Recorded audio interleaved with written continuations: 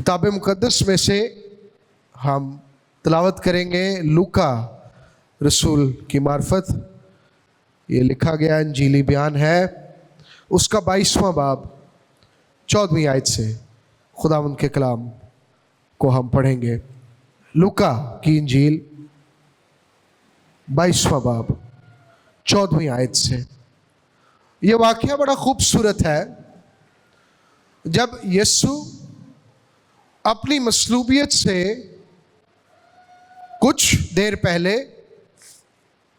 अपने शागिर्दों के साथ आखिरी खाना खाते हैं, और इसकी जड़ें ये ईद फसह में, पुराने अहदनामे में यानी कि पास ओवर में है। उस पर भी आज हम थोड़ी सी बातचीत उस पर भी करेंगे। तो आए पढ़ें 14वीं आयत से 23वीं आयत तक हम कलाम पढ़ेंगे। लिखा है, जब वक्त हो गया तो वो खाना खाने बैठा और रसूल उसके साथ बैठे। यानी कि ये वो शागिर्द हैं जो उसके साथ मौजूद थे। यहाँ इन्हें रसूल का टाइटल दिया गया है। उसने उनसे कहा, मुझे बड़ी आरज़ू थी कि दुख सहने से पहले ये फसह तुम्हारे साथ खाऊं, क्योंकि मैं तुमसे कहता हूं कि इसे कभी ना खाऊंगा जब तक खुदा की बादशाही में पूरा ना हो। कुछ इंग्लिश ट्रांसलेशंस में इसका यह मतलब भी है कि जब तक खुदा की बादशाही की तकमील ना हो जाए, यानी कि जब तक खुदा की बादशाही पूरे तौर से मुकम्मल ना हो जाए, काम ख़त्म ना हो जाए, यीशु मसीह ये शीरा नहीं पिएगा। 17वीं आयत में, फिर उसने प्याला लेकर शुक्र किया और कहा कि इसको लेकर आपस में बांट लो, क्योंकि मैं तुमसे कहता हूं कि अंगूर का शीरा अब से कभी ना पीऊंगा जब तक खुदा की बादशाही ना आ ले। ये फिर वही एक्सप्रेशन है जिसको दोबारा से रसूल पेश करता है कि जब तक खुदा की बादशाही वो पूरी ना हो जाए, उसकी तकमील ना हो जाए। फिर उसने रोटी ली और शुक्र करके तोड़ी और ये कहकर उनको दी कि ये मेरा बदन है जो तुम्हारे वास्ते दिया जाता है, मेरी यादगारी के लिए यही किया करो। इसी तरह खाने के बाद प्याला ये कहकर दिया कि ये प्याला मेरे खून में नया अहद है जो तुम्हारे वास्ते बहाया जाता है। कॉन्टेक्स्ट में चूंकि वो ईद फसह मना रहे हैं, इसके सियाको सबाक को समझना हमारे लिए ज़रूरी इसलिए है कि यीशु जिस ईद को मना रहे हैं अपने शागिर्दों के साथ, इसकी जड़ें पुराने अहदनामे में हैं, खरूज की किताब में। ख़ास तौर पर जब खुदा ने मफ़ौकुल फितरत तौर पर अपने बाजू की कुव्वत से इस्राएल कौम को छुटकारा दिया और उन्हें मिस्र की ग़ुलामी से छुड़ा लिया। अगर हम पढ़ें तो इसी कॉन्टेक्स्ट में हमें पता चलता है खरूज की किताब में कि खुदा के लोग वो मिस्र में ग़ुलामी की ज़िंदगी बसर कर रहे हैं। कलाम ये भी बयान करता है कि उन्होंने खुदावंद के सामने पुकारा और खुदा ने सुनकर अपने लोगों के लिए मुदाखलत की और उनके लिए निजात का इंतज़ाम किया। इसको ये भी समझने में हमें आसानी होगी जब हम ये समझते हैं कि जब पास ओवर की बात करते हैं, ईद फसह की बात करते हैं, तो वो एक ऐसा वाक़या, ऐसा इवेंट था इस्राएल की ज़िंदगी में, हर एक शख्स की जो उस कौम से था, कि खुदा ने वाकई एक बड़ा मौजज़ा करके उनको निजात दी थी, ग़ुलामी से छुटकारा दिया था, और फिर खुदा ने अपने लोगों के साथ एक अहद बांधा था। इस अहद को समझना भी बड़ा ज़रूरी है। یعنی کہ پہلے خدا نے ان پر رحم کیا، پہلے خدا نے ان کی نجات کا بندوبست کیا، پھر اس کے بعد جب خدا اپنے لوگوں کو نکال لایا، جب خدا نے مصریوں کو شکست دے دی اور اسرائیل کی ساری قوم یہ بیابان میں کوہ سینا پر خدا کے سامنے کھڑے ہو گئے، تب خدا نے ان کے ساتھ ایک عہد باندھا جس کو ہم کوہ سینا کا عہد کہتے ہیں۔ خدا نے لوگوں سے کہا کہ تم دیکھ لو میں نے تمہارے لیے کتنے بڑے بڑے کام کیے ہیں۔ اس سے پہلے انہوں نے خدا کی نجات کا تجربہ کر لیا تھا، اس سے پہلے انہوں نے خدا کی قوت کا اندازہ لگا لیا تھا کہ کس طرح سے خدا نے بحر کلثم کو چیرا اور ان کے لیے راستہ بنا دیا اور ان کو چھڑایا۔ انہوں نے یہ بھی دیکھا کہ کس طرح سے خدا نے بڑی بڑی آفات مصریوں پر نازل کی اور اس کے برعکس اسرائیل کو اس نے بڑی برکت دی۔ یہ ساری باتیں ہونے کے بعد اب خدا کے لوگ جب سینا کے مقام پر آتے ہیں، خدا پھر اپنے لوگوں پر ظاہر ہوتا ہے اور وہ اپنے خادم اپنے بندہ موسیٰ کے ذریعے سے اسرائیل کے ساتھ ایک عہد باندھتا ہے۔ وہ عہد یہ تھا کہ چونکہ تم میرے ساتھ آئے ہو، چونکہ میں نے تمہیں نجات دی ہے، تمہیں چھڑایا ہے، اس لیے میں تمہارا خدا ہوں۔ سمپل سی بات، اور تم میرے لوگ ہو۔ پھر خدا نے انہیں کہا کہ اگر تم میرے لوگ ہو تو تم میرے حکموں کو مانو اور میرے پیچھے پیچھے چلو۔ ان میں سب سے خوبصورت بات یہ تھی کہ خدا نے انہیں چیلنج دیا کہ تم پاک بنو کیونکہ میں خداوند تمہارا خدا پاک ہوں۔ اچھا، یہ وہ عہد ہے جو خدا نے اسرائیل کے ساتھ باندھا۔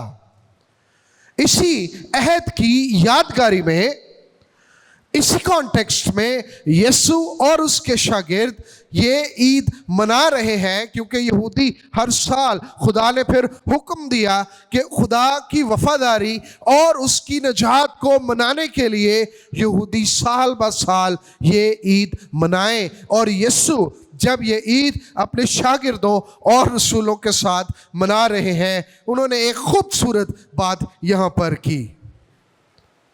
پہلا عہد جو اچھا تھا، اس میں کوئی برائی نہیں تھی۔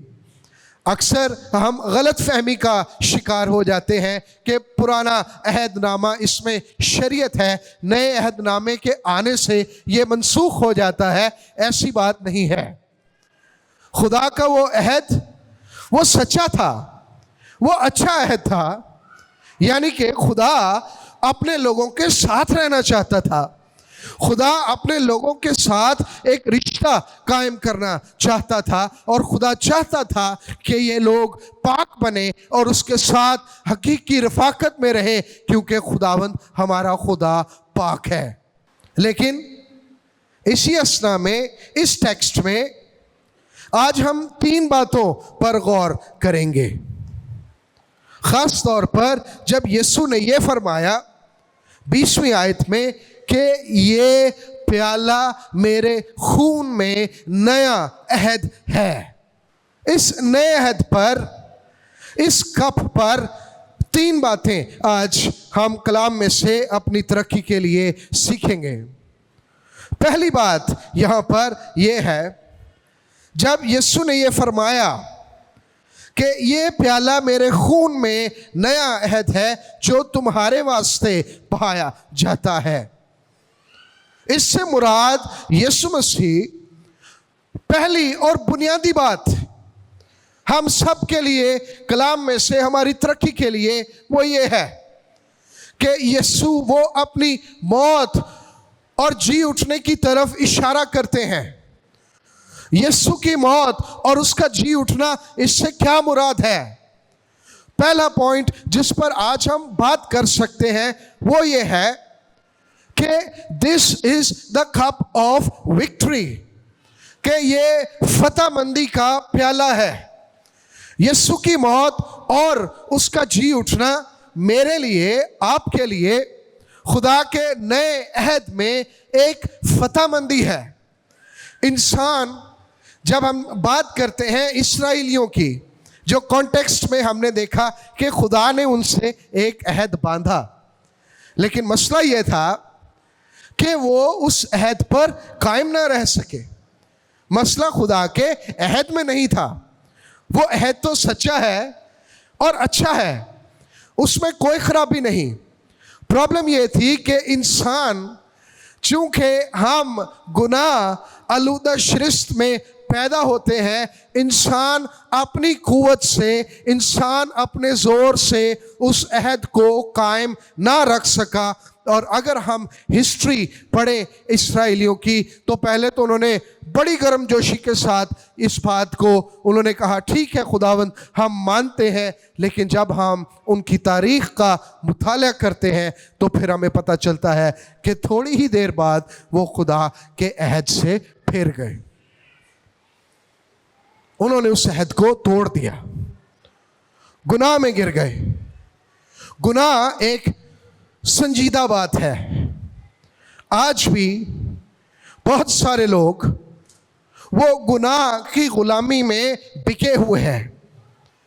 اگر ہم چرچ کی بات کریں، جو نجات یافتہ لوگوں کی جماعت ہے، اس میں آج ایماندار بہت دفعے وہ بھی گناہ کی کشمکش سے گزرتے رہتے ہیں۔ میں اور آپ، ہر ایک انسان اس دنیا میں اکثر وہ اس آزمائش میں پڑ جاتا ہے، اور جب گناہ آتا ہے، اکثر جب گناہ کا مقابلہ کرتے ہیں تو یہ ایک سنجیدہ عمل ہے، گناہ پاورفل ہے، ہمیں اس بات کو ماننا پڑے گا۔ مثال کے طور پہ مسیح کی ٹیمپٹیشنز، لیکن پولس بات کرتا ہے اس سٹرگل کے اوپر، اس کشمکش کے اوپر رومیو کے خط میں۔ آئیں دیکھیں، ہم پڑھ سکتے ہیں رومیو کا خط، اس کا 7واں باب، کہ کس طرح سے انسان وہ اس جنگ میں ہمیشہ مبتلا رہتا ہے۔ ہم اسرائیلیوں سے فرق نہیں ہے، اگر ان پر آزمائشیں آئیں، انہوں نے گناہ کیا، تو آج ہم بھی ایسا ہی کر سکتے ہیں۔ پولس بیان کرتا ہے 7ویں باب کی 14ویں آیت سے۔ رومیو کا خط اگر ہم دیکھیں تو یہ پورا سیکشن اس بارے میں بات کرتا ہے۔ وہ کہتا ہے کیونکہ ہم جانتے ہیں کہ شریعت تو روحانی ہے، مگر میں جسمانی اور گناہ کے ہاتھ بکا ہوا ہوں۔ آگے وہ پورا اس کا تذکرہ کرتا ہے کہ جو کام وہ کرنا چاہتا ہے وہ نہیں کر سکتا، اور جو وہ نہیں کرنا چاہتا وہ کام پولس کر لیتا ہے۔ میرے عزیزو، یہ ہر ایک انسان کی جسمانی حالت ہے۔ جسمانی حالت میں ہم گناہ کی کشمکش سے جونجتے رہتے ہیں۔ آخر میں پولس یہ بات بھی کرتا ہے، اگر ہم 21ویں آیت سے دیکھیں تو وہ بتاتا ہے کہ غرض میں ایسی شریعت پاتا ہوں کہ جب نیکی کا ارادہ کرتا ہوں تو بدی میرے پاس موجود ہوتی ہے، کیونکہ باطنی انسانیت کی روح سے تو میں خدا کی شریعت کو بہت پسند کرتا ہوں، مگر مجھے اپنے اعضاء میں ایک اور طرح کی شریعت نظر آتی ہے، جو میری عقل کی شریعت سے لڑ کے مجھے اس گناہ کی شریعت کی قید میں لے آتی ہے جو میرے اعضاء میں موجود ہے۔ یعنی کہ وہ اپنی جسمانیت کی بات کر رہا ہے۔ 24ویں آیت میں اس کی یہ کشمکش اپنی بلندی پر پہنچ جاتی ہے، اور وہ ایک سوال کرتا ہے، ہائے میں کیسا کم وقت آدمی ہوں، اس موت کے بدن سے مجھے کون چھڑائے گا؟ بڑا ویلڈ کویسچن پولس پوچھ رہا ہے، ساری بات کی وضاحت کر کے وہ اس نتیجے پر پہنچتا ہے کہ انسان اپنی جسمانیت میں وہ گناہ کے ہاتھوں بکا ہوا ہے. اگر وہ خدا کے ساتھ چلنا بھی چاہے تو چلنا مشکل ہے. بائبل میں پرانے عہد نامے میں ہم نے دیکھا کہ خدا پاک ہے، خدا بدی کے ساتھ وہ سمجھوتا نہیں کر سکتا. خدا چاہتا ہے کہ میں اور آپ، اس کی کلیسیا جو اس کے عہد میں ہے، ہم پاک بنیں، لیکن اپنے کاموں سے، اپنی کوشش سے ہم پاک نہیں بن سکتے.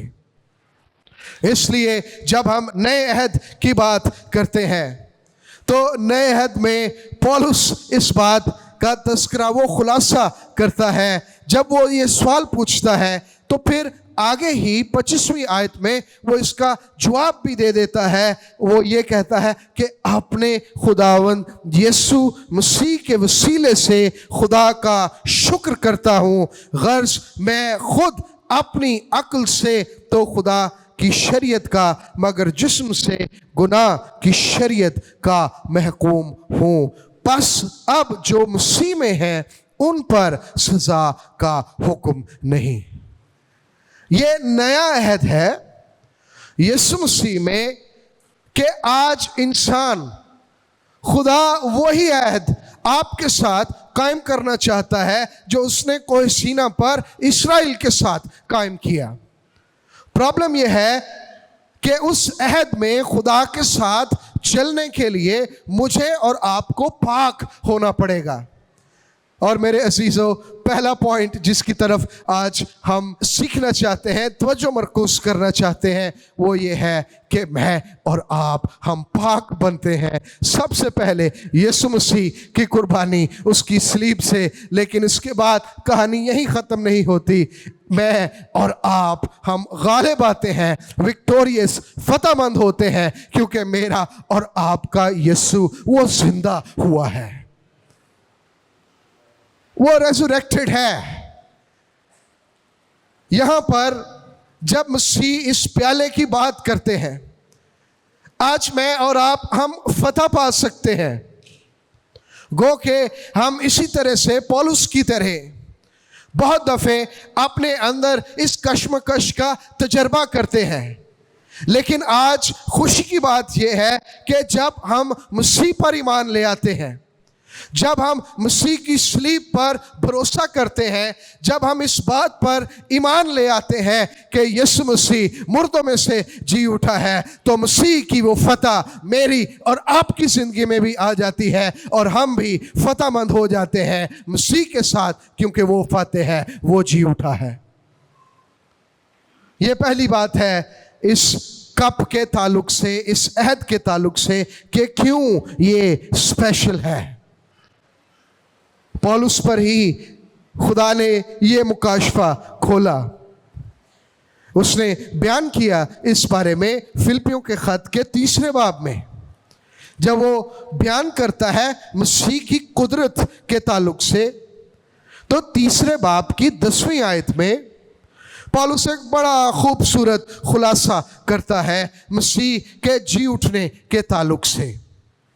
وہ بات کرتا ہے فلپیوں کا خط 3 باب اس کی 10ویں آیت، اور میں اس کو یعنی کہ مسیح کو اور اس کے جی اٹھنے کی قدرت کو اور اس کے ساتھ دکھوں میں شریک ہونے کو معلوم کروں، اور اس کی موت سے مشابہت پیدا کروں، تاکہ کسی طرح مردوں میں سے جی اٹھنے کے درجے کو پہنچوں.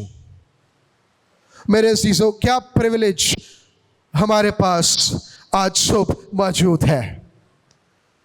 کیا آپ کی زندگی میں آپ گناہ کی کشمکش سے لڑائی کر رہے ہیں، جوجھ رہے ہیں؟ کیا آج آپ اپنی قوت سے خدا کی راست بازی کو مکمل کرنے کی کوشش کر رہے ہیں؟ کیا آپ اپنے زور سے خدا کو خوش کرنے کی کوشش کر رہے ہیں؟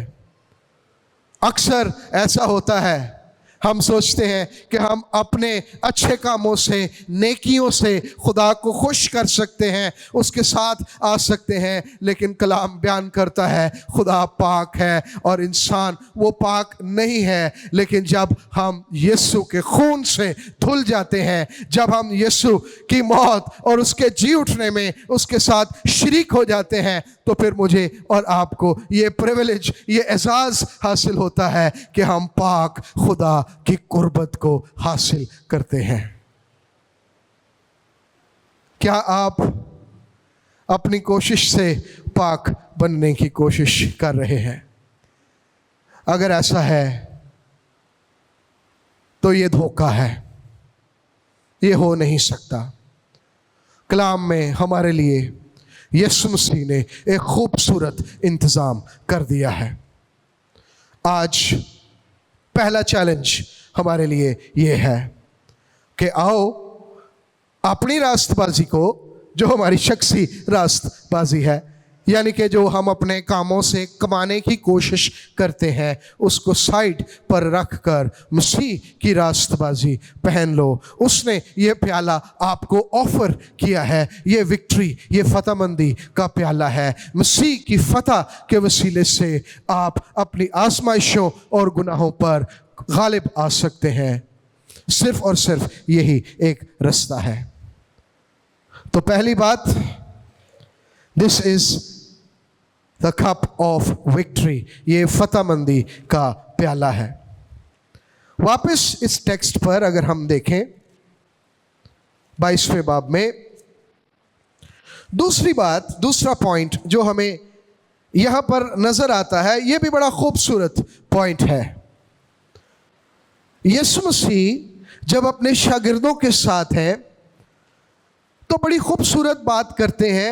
यहां पर वो ये बात करते हैं 18वीं आयत में, जो टेक्स्ट हमने पढ़ा था 22वें बाब में, वहां लिखा है, क्योंकि मैं तुमसे कहता हूं कि अंगूर का शीरा अब से कभी ना पीऊंगा जब तक खुदा की बादशाही ना आ ले।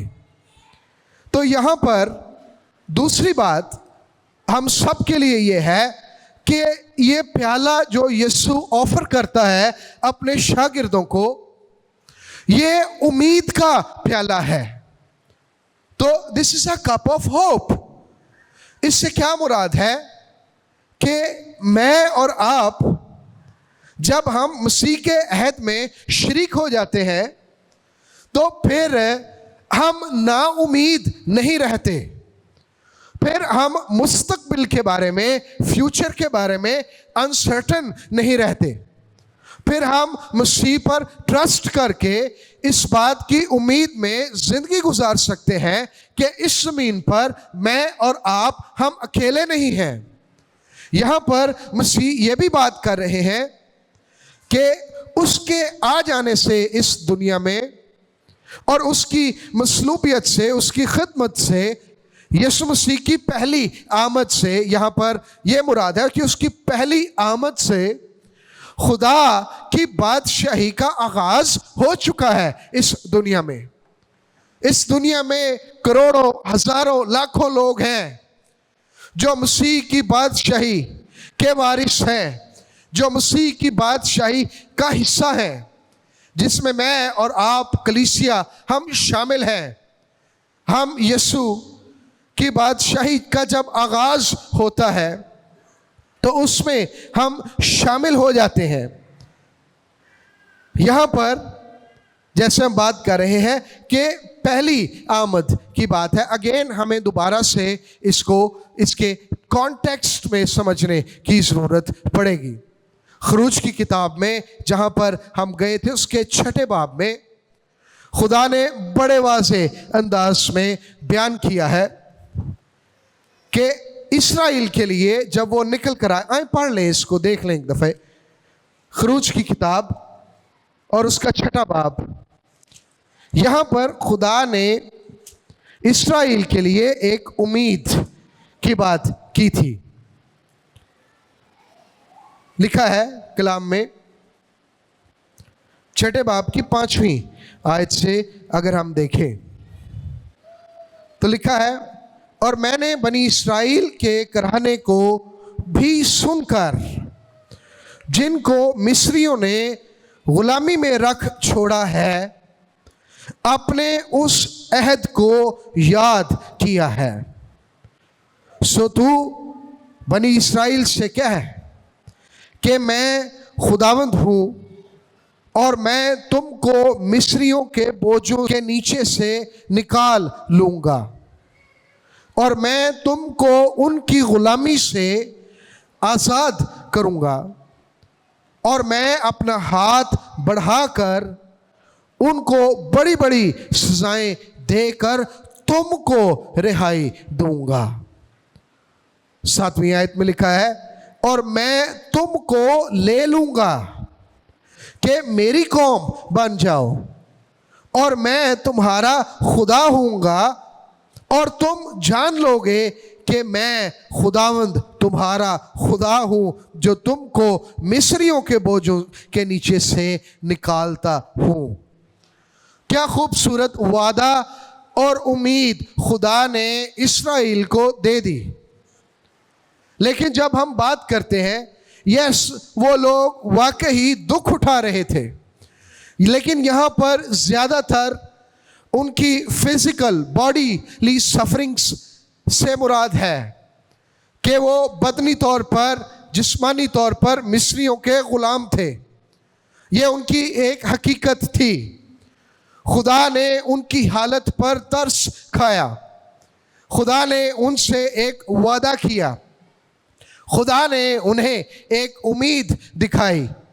لیکن جب ہم نئے عہد نامے میں آتے ہیں، اسی کانٹیکسٹ میں جب یسوع اپنے شاگردوں سے بات کرتا ہے اور آج ہم سب سے مسیح بات کرتے ہیں، تو پھر وہ ایک اور بڑی خوبصورت بات کرتے ہیں کہ یہ ایک امید کا پیالہ ہے کہ جس بادشاہی کا مسیح نے ایک بنیاد رکھی اپنی پہلی آمد پر، جب ہم مسیح کے ساتھ اس پیالے میں شریک ہوتے ہیں تو اس کا مطلب یہ ہے کہ کرسچن کے پاس ایک امید ہے کہ اس کا یسوع وہ جلد آنے والا ہے اسے لینے کے لیے، اور جب وہ آئے گا اپنی دوسری آمد پر تو پھر اس کی بادشاہی کی تکمیل ہو جائے گی۔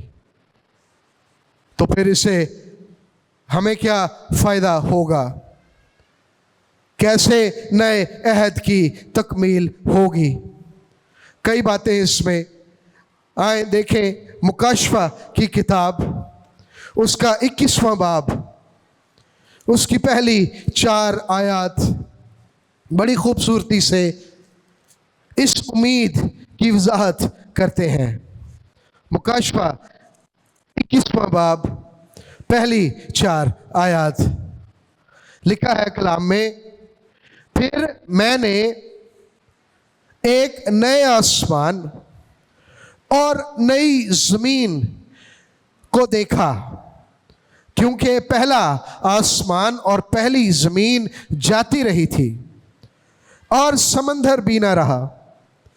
پھر میں نے شہر مقدس نئے یروشلم کو آسمان پر سے خدا کے پاس سے اترتے دیکھا، اور وہ اس دلہن کی مانند آراستہ تھا جس نے اپنے شوہر کے لیے سنگھار کیا ہو۔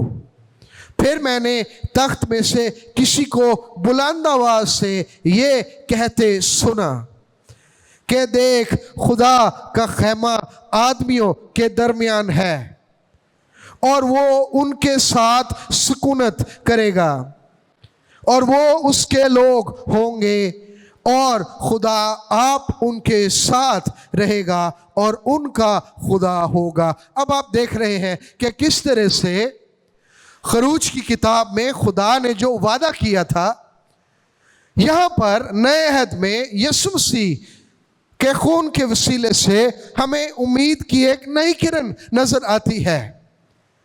تو اس سے مراد یہ ہے کہ جب ہم بات کرتے ہیں امید کی، مستقبل کی، تو یسوع مسیح میں ہمارا مستقبل وہ بڑا روشن ہے۔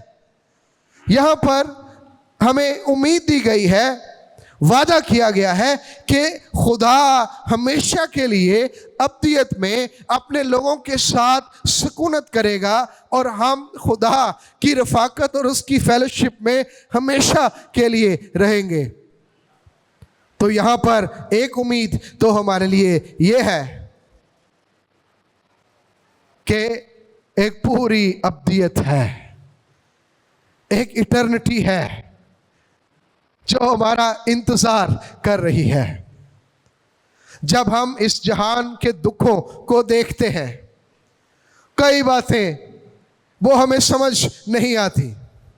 شاید آپ بھی کئی ایسے حالات سے گزر رہے ہوں، بہت سے سوال ہوں آپ کے دل میں جن کا جواب ابھی آپ کو نہیں ملا۔ کئی ایسی سٹرگلز ہو سکتی ہیں جس میں سے ہم گزرتے ہیں، مصیبت ہو سکتی ہے، مسائل ہو سکتے ہیں۔ انسان کانسٹنٹلی سوچ سکتا ہے کہ خدا کیوں میرے ساتھ یہ چیزیں بار بار ہو رہی ہیں، گو کہ آپ ایماندار ہیں، پھر بھی آپ کشمکش میں سے گزرتے ہیں۔ لیکن آج پیغام یہ ہے، دوسرا وعدہ ہم سب کے لیے، کہ جس عہد میں میں اور آپ شریک ہوئے ہیں وہ عہد کوئی عام عہد نہیں ہے۔ اس میں خدا نے ہمارے ساتھ ابدیت کا وعدہ کیا ہوا ہے، ایٹرنٹی کا وعدہ کیا ہے۔ جو دکھ یہاں پر ہیں وہ یہیں رہ جائیں گے، آسمان پر نہیں ہوں گے۔ اسی وعدے میں اگر آپ آگے پڑھتے جائیں، اسی امید میں، تیسری آیت کے بعد چوتھی آیت میں تو کیا خوبصورت وعدہ لکھا ہے، اور وہ یعنی کہ خدا خود برہ خود ان کی آنکھوں کے سب آنسو پونچھ دے گا۔ یعنی کہ ایوری ٹیئر، جو آنسو آپ یہاں بہا رہے ہیں وہ پونچھ دے گا۔ اس کے بعد نہ موت رہے گی اور نہ ماتم رہے گا، نہ آہو نالا، نہ درد، پہلی چیزیں جاتی رہیں۔ خوبصورت امید ہم سب کے لیے آج ہم خدا کے کلام سے میرے عزیزو تسلی پا سکتے ہیں۔ اکثر ہم اپنے فیوچر مستقبل کے لیے پریشان ہو جاتے ہیں۔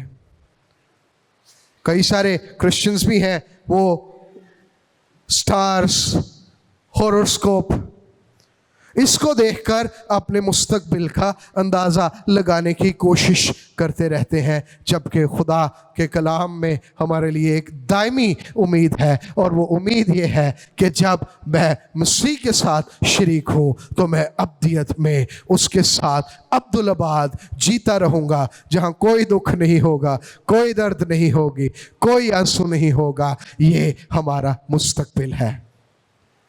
کیا تو اپنے مستقبل کے لیے پریشان ہے آج صبح؟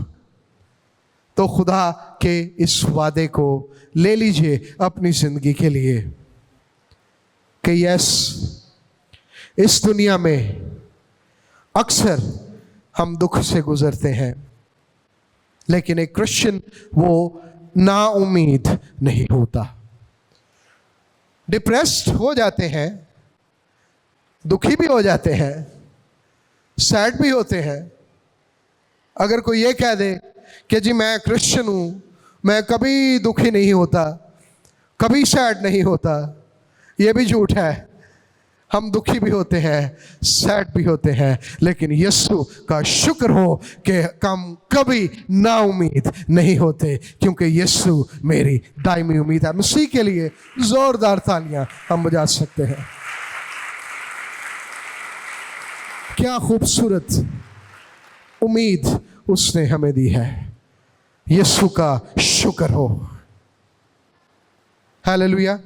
تیسری بات، آخری بات ہے یہ، ٹیکسٹ میں اگر ہم واپس چلیں، اس ٹیکسٹ میں ایک بات وہ اکثر مجھے پریشان بھی کرتی تھی، وہ یہ ہے، اگر ہم دیکھیں تو مسیح نے کہا، اس نے حکم دیا کہ تم ایسا کرو، لیکن مسیح نے خود اس بات کا تذکرہ کیا 18ویں آیت میں، کیونکہ میں تم سے کہتا ہوں کہ انگور کا شیرہ اب سے کبھی نہ پیوں گا جب تک خدا کی بادشاہی نہ آ لے۔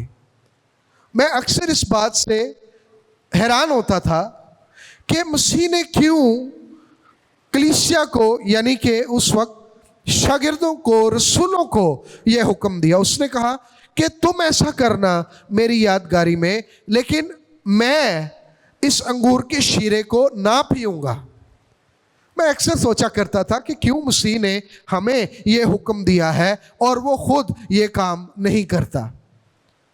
ایک دن اس بات کی سمجھ آئی تھوڑی سی، وہ یہ بات تھی کہ اکثر کئی ثقافتوں میں اگر آپ کسی قریبی شخص کے ساتھ بیٹھے رفاقت کر رہے ہوں، چائے وغیرہ عام پیش کی جاتی ہے، ہمارے کلچر میں بھی گیسٹ آتے ہیں ان کو ہم چائے پیش کرتے ہیں۔ تو ایک دن میں بھی ایک دوست کے ساتھ، ایک فیملی کے ساتھ ہم بیٹھے ہوئے تھے، تو وہ چائے سرو کر رہے تھے، تو میں نے انہیں کہا کہ بس اب میں اور چائے نہیں پی سکتا۔ اس شخص نے کہا 1 منٹ ٹھہر جائیں۔ اس نے ایک پیالہ لیا اور وہ بھر دی چائے۔ میں ان سے کہہ رہا تھا کہ پلیز میں اور یہ نہیں پی سکتا۔ کہتا نہیں یہ آپ کے پینے کے لیے نہیں ہے۔ تو مجھے سمجھ نہیں آئی، میں نے کہا پھر اس کا کیا کرنا ہے؟ کہتا ہے آپ میرے دوست ہیں، یہ چائے کا کپ میرے کلچر میں نے اس لیے بھر کے رکھا ہے کہ یہ پیا نہیں جائے گا، یہ اس علامت کے ساتھ اسی میز پر چھوڑ دیا جائے گا کہ ایک دن آپ دوبارہ آئیں گے اور ہم پھر ملیں گے۔ اس امید کے ساتھ ہم اس کپ کو بھر کر چھوڑ دیتے ہیں۔ مجھے سمجھ آیا کہ یسوع مسیح جانے سے پہلے اپنے شاگردوں سے بات کرتے ہیں، کیونکہ شاگرد وہ یسوع کے دوست ہیں۔ مسیح اس امید میں کہ وہ واپس اپنے دوستوں کے پاس آئے گا اور ہمیشہ کے لیے ان کے ساتھ رہے گا، اس امید میں انہوں نے کہا کہ یہ شیرہ اب میں نہیں پیوں گا جب تک میں دوبارہ اپنے دوستوں کے ساتھ اس کو خدا کی بادشاہی کی تکمیل میں نہ پی لوں۔ اس سے تیسرا پوائنٹ جو میں نے اخذ کیا ہے وہ یہ ہے کہ یسوع مسیح نے اپنے شاگردوں کے لیے اور آج ہمارے لیے یہ فرینڈشپ کا پیالہ ہے، دوستی کا پیالہ ہے جو اس نے دیا۔ کلام میں اس کا ذکر ہے، دیکھیے یوحنا کی انجیل اس کا 15واں باب، یہاں پر بھی مسیح اپنے شاگردوں کے ساتھ آخری باتیں کرتے ہیں، اور وہ کیا بیان کرتے ہیں؟ یوحنا کی انجیل اس کا 15واں باب، اس کی 15ویں آیت، یہاں پہ بھی بڑی خوبصورت ایک ٹائٹل میرے اور آپ کے لیے جو اس کے شاگرد ہیں۔ مسیح نے کہا اب سے میں تمہیں نوکر نہ کہوں گا، کیونکہ نوکر نہیں جانتا کہ اس کا مالک کیا کرتا ہے، بلکہ تمہیں میں نے دوست کہا ہے، اس لیے کہ جو باتیں میں نے اپنے باپ سے سنی وہ سب تم کو بتا دیں۔ تم نے مجھے نہیں چنا بلکہ میں نے تمہیں چن لیا اور تم کو مقرر کیا تاکہ جا کر پھل لاؤ اور تمہارا پھل قائم رہے، تاکہ میرے نام سے جو کچھ باپ سے مانگو وہ تم کو دے۔ میرے عزیزوں، تیسری بات اس ٹیکسٹ میں آج ہماری تسلی کے لیے، کیا پریویلیج ہمارے پاس ہے مسیح کی کلیسیا کے پاس، جب ہم یسوع پر ایمان رکھتے ہیں تو مسیح نے کہا تم میرے دوست ہو۔ خدا اپنی مرضی ہم پر ظاہر کرتا ہے۔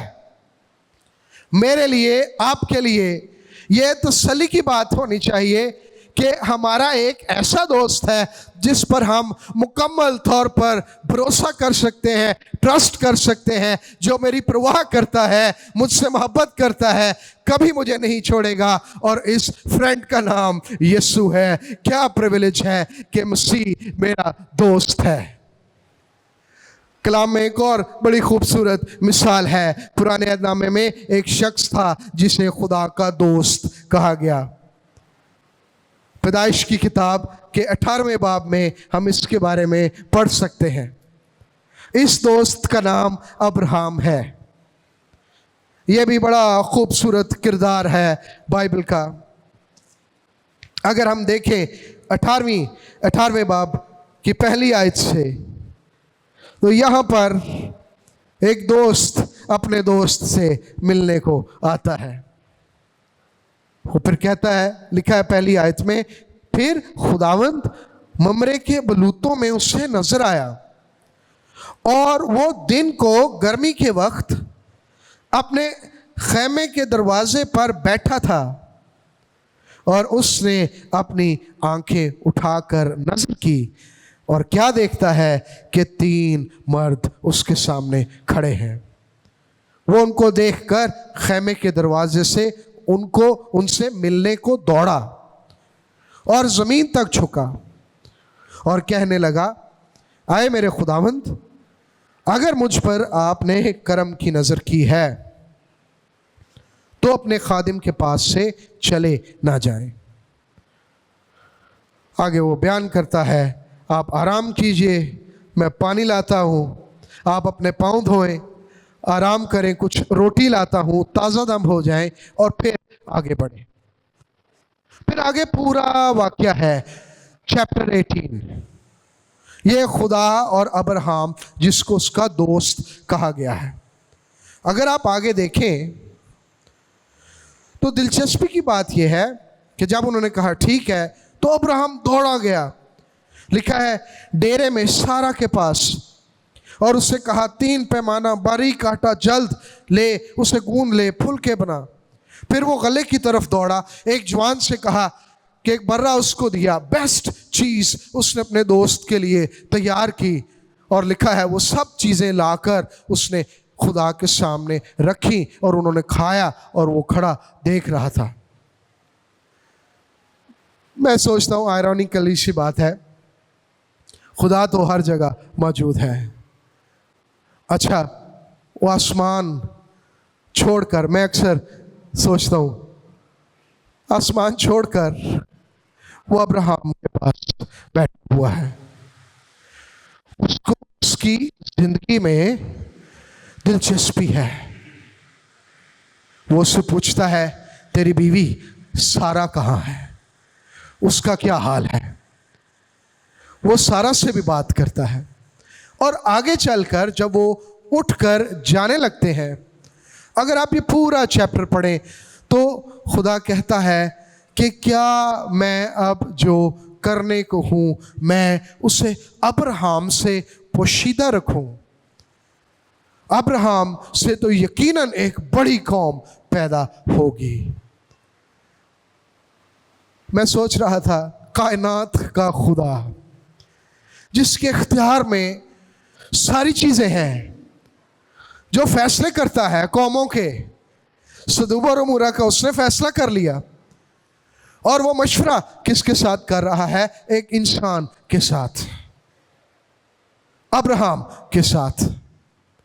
یہ خدا کی دوستی، اس کی محبت ہے کہ خدا نے ہمیں نوکر نہیں کہا۔ آپ نے دیکھا اس کے کلام میں کہ اس نے ہمیں دوست کہا ہے۔ خدا اپنی مرضی آپ پر ظاہر کرنا چاہتا ہے، وہ آپ کے ساتھ رفاقت کرنا چاہتا ہے۔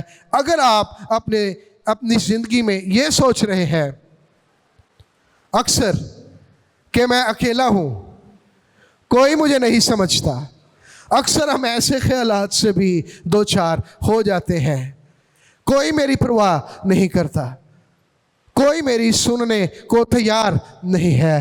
تو آپ کے لیے، میرے لیے تسلی کی بات یہ ہے کہ ہمارا ایک دوست ہے، خوبصورت دوست، اس کا نام یسوع ہے، جو تیرے حالات میں بھی انٹرسٹڈ ہے، تیرے ساتھ باتیں بھی کرنا چاہتا ہے، رفاقت بھی رکھنا چاہتا ہے، وہ تیرے ساتھ عہد قائم کرنا چاہتا ہے۔ 3 باتیں آج پاک کلام میں سے ہم نے دیکھی اس نئے عہد کے تعلق سے، اس پیالے کے تعلق سے۔ پہلی بات کیا تھی؟ یہ فتح مندی کا پیالہ ہے، یس۔ دوسری بات امید کا پیالہ ہے۔ تیسری بات دوستی کا پیالہ ہے۔ یسوع مسیح ناصری کے لیے زوردار تالیاں بجائیے۔